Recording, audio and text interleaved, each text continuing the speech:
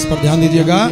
3 करोड़ मलेच्छ सेना लेकर के चला है काल यवन, और 23 अक्षौहिणी सेना लेकर के आक्रमण कर रहा है जरासंध।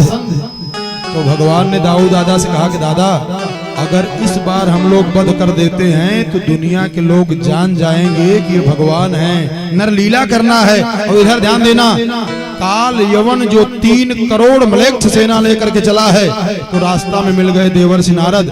नारद बाबा को प्रणाम किया, और जब प्रणाम किया तो बाबा प्रसन्न होकर के आशीर्वाद देने लगे। तो काल यवन ने कहा, महाराज हमने सुना कि आप बाल ब्रह्मचारी हैं। कहा ठीक सुने हो। तो कहा महाराज हम आपसे लड़ाई करना चाहते हैं। तो नारद जी ने कहा कि यही गलत सुन गए बेटा। कहा कैसे? कहा हम लड़ाई करते नहीं हैं, हम लड़ाई कराते हैं। तो कहा यह बढ़िया है, लड़ाई करा ही दीजिए।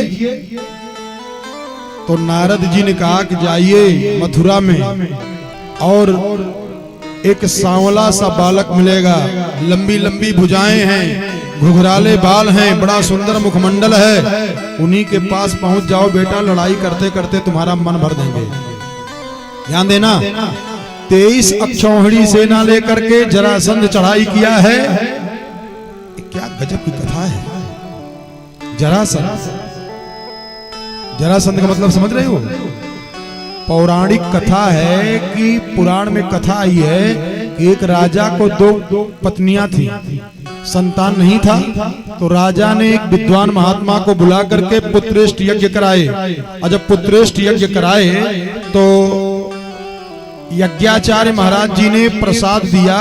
तो उस प्रसाद को राजा ने एक रानी को दिया, लेकिन दोनों रानियों में बड़ा प्रेम था, तो दोनों रानियों ने प्रसाद को आधा आधा खा लिया, और गर्भ रह गया दोनों को। बच्चा भी पैदा हुआ दोनों को, लेकिन प्रसाद जो आधा आधा खाई थी ना, परिणाम क्या हुआ?